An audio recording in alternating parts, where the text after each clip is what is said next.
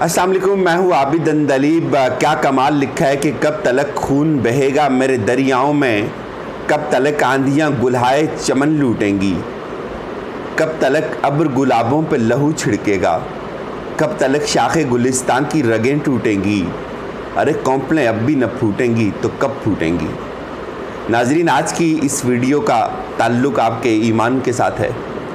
آپ کا ایمان ایک لمحے کے لیے تازہ ہو جائے گا، آپ کو اندازہ ہو جائے گا کہ کس طرح سے کشمیریوں نے 13 جولائی کو 1931 کو ایک لازوال تاریخ رقم کی، عشق کی، محبت کی ایک داستان رقم کی۔ آپ کو اندازہ ہوگا کہ کشمیری جو شہید ہو رہے، جو 13 جولائی سے سلسلہ شروع ہوا تھا، وہ آج تک کیوں نہیں رکا۔ شاید میں آپ کو پورے وثوق سے کہتا ہوں، میں بھی اسٹوڈنٹ ہوں، اسلامی تاریخ کو بھی پڑھتا ہوں، لیکن آج تک اس جیسا واقعہ جو 13 جولائی 1931 میں پیش آیا، شاید اس کی کوئی نظیر پوری اسلامی تاریخ میں ملتی ہو۔ شاید ہی اس طرح سے کوئی اس جرأت کی، اس حوصلے کی اور عشق کی کوئی داستان آپ کو اسلامی تاریخ میں اس نوعیت کی ملتی ہو۔ بے شمار آپ نے داستانیں پڑھی ہیں، بے شمار آپ نے مزاحمت کی تحریکیں پڑھی ہیں، بے شمار آپ نے حوصلہ مند نوجوانوں کے قصے پڑھے ہیں، لیڈرز کو پڑھا ہوگا، لیکن اس جیسا واقعہ جو 1931 کو پیش آیا، شاید آپ لوگ اس کے بارے میں نہیں جانتے۔ تو میں اس پہ ذکر کرتا ہوں اس کا کہ آج جو یوم شہدائے کشمیر ہے، اس کی امپورٹنس کیا ہے، اس کی حقیقت کیا ہے۔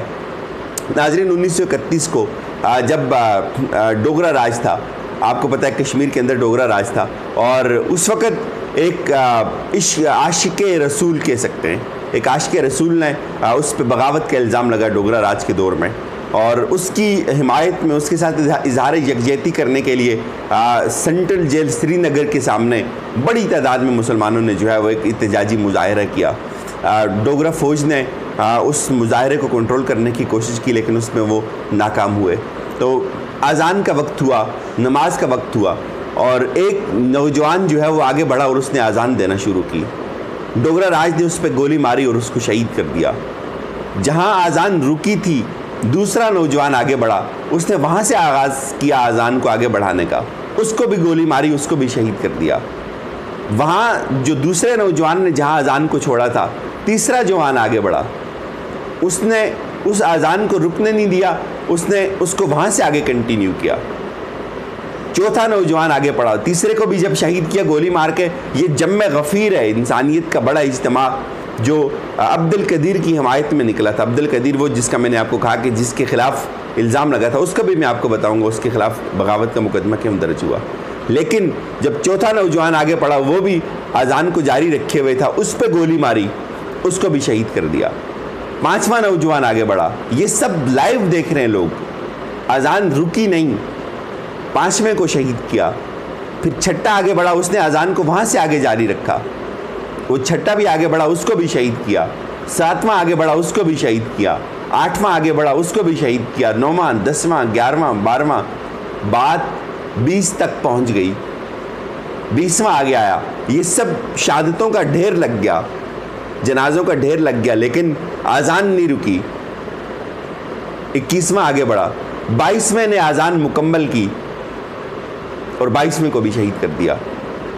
یہ حیرت انگیز پوری اسلامی تاریخ میں ایک اذان کی تکمیل کے لیے 22 جانوں کا نذرانہ بالکل سامنے پیش کیا نوجوانوں نے۔ یہ ایک ایک حرف، اگر آپ کو اسلامی تاریخ میں اس میں ایک ایک حرف کا کوئی مبالغہ نہیں ہے۔ بے شمار دوست بہت ساری چیزیں کھینچ کے بیان کرتے ہیں، شاید آپ لوگوں کو اس بات کا ادراک نہیں ہے کہ تحریک آزادی کشمیر کی جو ابتدا 1931 میں ہوئی تھی، وہ کیسی لازوال داستان عشق کی۔ میں نے کہا کہ آپ نے بڑے لوگوں کو پڑھا ہوگا، مزاحمت پڑھی ہوگی، تحریکیں پڑھی ہوں گی، لیکن کیا آپ نے ایک اذان کی تکمیل میں 22 لوگوں کی شہادتیں، ڈھیر لگ گیا شہادتوں کا۔ نوجوانوں نے اذان کو نہیں رکنے دیا، یہ ان کا حوصلہ تھا، اذان جاری رہی۔ عبد القدیر وہ تھا جب ڈوگرا راج نے کشمیر، آپ کو پتہ ہے کشمیر گلاب سنگھ کے ہاتھوں جو ہے وہ بک گیا تھا، گلاب سنگھ نے کشمیر کو خرید لیا تھا، اور اس کے بعد جو خطبہ جمعہ تھا اس کے خلاف ایک تحریک شروع ہوئی، خطبہ جمعہ کی جو ہے وہ بندش ہو گئی پوری ریاست کے اندر۔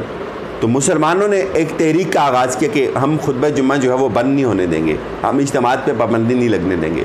تو اس وقت ایک نوجوان جو عبد القدیر تھا، یہ اس کا جملہ تھا کہ اب ان کا جواب پتھر سے دینے کا وقت آ گیا ہے، ہم چپ نہیں بیٹھیں گے. اور اس وقت اس کے اس جملے کی بنا پہ اس پہ تشدد کیا گیا، اس کو گرفتار کیا اور اس پہ مقدمہ چلایا. اور اس کے اظہار یکجہتی کے ساتھ یہ لوگ جو ہے وہ 13 جولائی کو باہر نکلے تھے، انہوں نے اجتماع کیا. اور پھر 13 جولائی کو جو لوگ باہر نکلے 22 لوگوں کو شہید کیا ڈوگرہ راج نے. اور اس کے بعد آپ دیکھیں کہ وہ داستان اگر یہ داستان انڈیا میں نہ ہوتی، کشمیر میں نہ ہوتی، کسی دوسرے ملک میں ہوتی، تو پتہ نہیں اس پہ کتنی کتابیں لکھی جا چکی ہوتی، پتہ نہیں اس پہ کتنے ڈرامے اور کتنی موویز بن چکی ہوتی. لیکن ستم یہ کہ یہ اس گمنام خطہ ارضی کا ایک قصہ ہے جس کو لوگ ٹورزم کے لیے تو جانتے ہیں، لیکن جس کے ساتھ لوگوں کی شاید اس طرح سے محبت نہیں ہے. کیا ہمارے پاس وسائل نہیں ہیں؟ اس کا تعلق ہر اس پاکستانی کے ساتھ ہے جو دنیا میں جہاں کہیں بھی بیٹھا ہوا ہے. ہمارے پاس بے شمار وسائل ہیں، ہم پوری دنیا کو بتا سکتے ہیں کہ ہندوستان آج کشمیر کے اندر کیا کر رہا ہے. اس وقت جب میں آپ کے ساتھ مخاطب ہوں، اس وقت بھی اننت ناگ کے اندر آپریشن چل رہا ہے، اس وقت بھی کچھ لوگوں کے وہاں سے شہید ہونے کی اطلاعات آ رہی ہیں. پچھلے کئی ماہ سے کوئی دن ایسا نہیں ہوتا جب کہیں سے خون نہ نکلے، کہیں سے خون نہ بہے، کسی ماں کا لال شہید نہ ہو. لوگ عادی ہو گئے یہ باتیں سن کے، یہ باتیں کر کے، اور کچھ لوگ تو باتیں بھی اس پہ نہیں کرتے. آپ کو کوئی پاکستانی میڈیا پہ اس طرح کی شاید وہ چیزیں نظر نہیں آئیں گی. یہ صرف ایک انٹرٹینمنٹ کے بے شمار آپ کو پروگرامز نظر آئیں گے، لیکن آپ کو کشمیر کے لیے کوئی ایک پروگرام مختص نظر نہیں آئے گا. تو میں اس لیے ان لوگوں سے ریکویسٹ ہے جو لوگ پاکستان سے باہر ہیں، پوری دنیا کو یہ بتائیں کہ ہندوستان کتنا ظالم ہے، آج کشمیر کے اندر کیا ہو رہا ہے. عربک میں لوگوں کو بتائیں، جو مڈل ایسٹ کے لوگ ہیں وہ بہت زیادہ وہاں انڈینز کے بارے میں نہیں پتہ، ہندوستان کی اس ثقافت کا نہیں پتہ. امریکہ میں، آسٹریلیا میں، بڑی امپورٹنٹ جگہوں پہ آپ لوگ دنیا کو بتائیں، ہندوستان کو ایکسپوز کریں، ایک تحریک چلائیں کہ ایکسپوز انڈیا. دنیا کو پتہ چلے کہ یہ کیسے لوگ ہیں اور کتنا ظلم کر رہے ہیں یہ کشمیریوں پہ. تو کل میں نے آزاد کشمیر کی گورنمنٹ پہ تنقید کی تو لوگوں نے اس پہ مجھے کہا کہ آپ اپنی لیڈرشپ کو تنقید کرتے ہیں. بھائی آپ سے میرا ایک سوال ہے، اشرف صحرائی کا بیٹا شہید ہوا، اور اشرف صحرائی صاحب جن کو کل گرفتار کیا ہندوستان کی فوج نے، اس لیے گرفتار کیا کہ آج یوم شہدائے کشمیر کو نہ منایا جا سکے. اور انہوں نے کہا کہ میرا بیٹا شہید ہوا، یہ اللہ کی راہ میں شہید ہوا، میں اس پہ مطمئن ہوں. اور آپ کو پتہ ہے آزاد کشمیر کی جو قیادت ہے، ان کے بچے کہاں ہوتے ہیں؟ آپ نے ان کو میدان جنگ میں دیکھا، وہ تو آکسفورڈ میں ہوتے ہیں، وہ تو باہر ہوتے ہیں، وہ تو اچھی جابز اور اچھی ڈگریز کر کے آتے ہیں، وہ تو بزنس کرتے ہیں، وہ تو سیاست میں الیکشن لڑتے ہیں. شاہ غلام قادر کا بیٹا شاید چپراسی بھی نہیں بن سکتا، لیکن اس نے اس کو الیکشن لڑا کے اسمبلی کا ممبر بنا دیا. یہ سارے اپنے بیٹوں کے اوپر انویسٹمنٹ کرتے ہیں، ان کو واپس اسمبلی میں لاتے ہیں. اور اسمبلی میں کیوں آتے ہیں؟ پرسنل پریویلیجز ملتی ہیں، ایک بزنس ہے یہ. آزاد کشمیر میں سیاستدانوں کا جو سیاست ہے وہ ایک بزنس ہے، اور جو اس پار کے سیاستدان ہیں ان کے لیے سیاست ایک تحریک ہے، ایک عبادت ہے، اور اس میں حادثے ہیں، اس میں قربانی ہیں. یہاں کے سیاستدانوں کی کیا قربانی ہے؟ آپ اپنے ایک لمحے کے لیے سوچیں. جو لوگ یہ سوچتے ہیں کہ مجھے ان سے کیا واسطہ ہے، میرا ان سے کیا تعلق ہے، مجھے ان سے تنقید کر کے کیا ملے گا. بات اصول کی ہے، بات حق کی ہے، بات اس بات کا تعلق سمجھنے کے ساتھ ہے. ہمارے سیاستدانوں کے بیٹے باہر جا کے بڑی یونیورسٹیز میں پڑھتے ہیں، عیاشی کرتے ہیں. ان لوگوں کے خون پہ ہمارے سیاستدان عیاشی کرتے ہیں جو لوگ آج وہاں شہید ہوتے ہیں. ان کے پاس کیا اخلاقی جواز ہے؟ یہ جو سیاستدان بڑے پروٹوکول لے کے بڑی ہوٹلز اور بڑی گاڑیوں میں گھومتے ہیں، کیا ان کا کوئی تعلق نہیں اس پار کی کشمیر کے ساتھ؟ آنسو بہانے سے اور ڈرامے کرنے سے اور لوگوں کو یہ بتانے سے کہ ہم نے خواب دیکھا تھا اور ہم نے وہاں جانا ہے. ان کے کوئی بیٹے کیوں نہیں شہید ہوتے وہاں؟ یہ اشرف صحرائی ہے، اس کا حوصلہ ہے، اس کا جگر ہے، وہ یہ کہتا ہے کہ میرا بیٹا شہید ہوا، وہ اچھا خاتمہ بالخیر ہونا تھا. وہ کہتا ہے کہ یہ رسول کے دین پہ شہید ہوا، یہ اللہ کی راہ میں شہید ہوا. اور ہمارے سیاستدانوں کے بیٹے کیا کرتے ہیں؟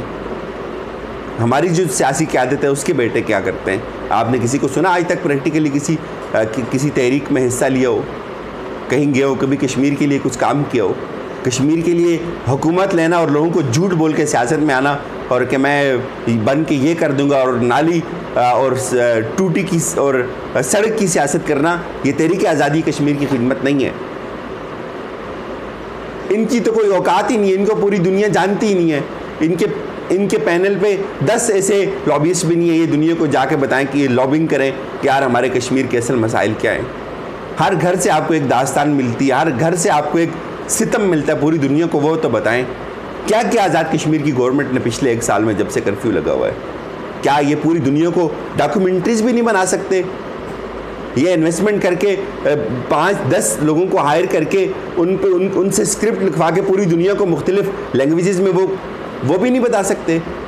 کیا نہیں ہو سکتا اس دور میں؟ سوشل میڈیا کا دور ہے, ڈیجیٹل میڈیا کا دور ہے. بڑے بڑے پروٹوکول اور کروڑوں روپے کی گاڑیاں لی جا سکتی ہیں, کروڑوں روپے عیاشی پہ اور تعیشات پہ اڑائے جا سکتے ہیں, بیرون ملک دورے کیے جا سکتے ہیں. لیکن کیا ان کشمیریوں کے لیے ان کے دکھ کو پورٹرے کرنے کے لیے کوئی فلم, کوئی ڈاکومنٹری نہیں بنائی جا سکتی؟ صرف پروگرام کرنا اور آ کے ایک ایموشنل سی تقریر کرنا ہے نا کہ ہم تو بڑے رو رہے ہیں, ہمیں تو بڑا دکھ ہے آپ کا, ہمیں تو بہت دکھ ہے آپ کا, ہم کچھ کر نہیں سکتے, ہمارے ہاتھ پاکستان کی فوج نے بندھے ہوئے ہیں, پاکستان کی فوج نے تمہیں رسیاں اور زنجیریں ڈالی ہوئی ہیں. ڈاکومنٹری بنانے سے بھی فوج نے منع کیا ہوا ہے, عمران خان نے منع کیا ہوا ہے کہ ڈاکومنٹری نہ بناؤ, دنیا کو نہ بتاؤ. ایسے وزیر ہیں بھرتی کیے ہوئے ہیں جن کو یہ پتہ ہی نہیں ہے کہ تحریک آزادی کشمیر ہے کیا اور کشمیر کا اصل قضیہ کیا ہے, کشمیریوں کا اصل مسئلہ کیا ہے. خدا کی قسم لوگوں کو پتہ ہی نہیں ہے. یہ جو وزارتوں میں جن لوگوں کو وزارتیں دی ہوئی ہیں ان کو بھی نہیں پتہ, ان کو تاریخ آزادی کشمیر کا نہیں پتہ, تاریخ کشمیر کا نہیں پتہ. اور آپ انٹرویو کریں, کسی کو پوچھیں سوال کہ کیا آج کا دن اس کی امپورٹنس کیا ہے, اس کی حیثیت کیا ہے, شاید گنے چنے لوگ آپ کو بتائیں گے. ابھی میں کچھ عرصہ پہلے ایک اور وزیر ہیں راجہ نصیر, ان کا کوئی انٹرویو سن رہا تھا, میں نے سر پکڑ لیا کہ یار ایسے لوگ کیا کشمیر کا مقدمہ لڑیں گے. یہ عالمی ہے, ان تنقید پہ پریشان نہ ہوا کریں جو لوگ یہ کہتے ہیں یار اپنے لیڈرز پہ کیا کیا لیڈرز نے, لیڈرز اس قابل ہوتے تو ان پہ تنقید نہ کرتے. خراج تحسین ہم پیش کر رہے ہیں اشرف صحرائی صاحب کو, جن کے بیٹے نے شہادت دی اور باپ کہتے کوئی مسئلہ نہیں ہے یار آگے ملیں گے, اپنی راہ پہ گیا, صحیح ہوا ہے. یہ اس کا حوصلہ ہے. آپ کے اندر اتنا حوصلہ ہے, آپ بھیج سکتے ہیں اپنے ایک بیٹے کو باہر. اب آپ کے اندر اتنا حوصلہ ہے کہ آپ ایک جس نے ڈگری لی ہو آپ کے بیٹے نے آپ کہیں کہ جاؤ شہید ہو جاؤ کشمیر میں. آنسو بہانے سے کشمیر آزاد نہیں ہوگا. میرے ایک دوست نے مجھے کل فون کیا, انہوں نے کہا کہ یہ صبر کا معاملہ ہے, بات اب صبر پہ پہنچ چکی ہوئی ہے. جب تک یہ صبر اپنے اس مقام پہ نہیں پہنچے گا, جب تک سارے پیرامیٹرز پورے نہیں ہوں گے, تب تک اوپر سے پروانہ جاری نہیں ہوگا آزادی کا. تو اللہ کرے کشمیریوں کا جو صبر ہے, استقامت, اسی کے ساتھ یہ استقامت اور یہ صبر جاری رہے. اور اپنا بہت سارا خیال رکھیے گا, آپ کے پازیٹیو فیڈ بیک کا انتظار رہتا ہے. سلامتی ہو, خدا حافظ.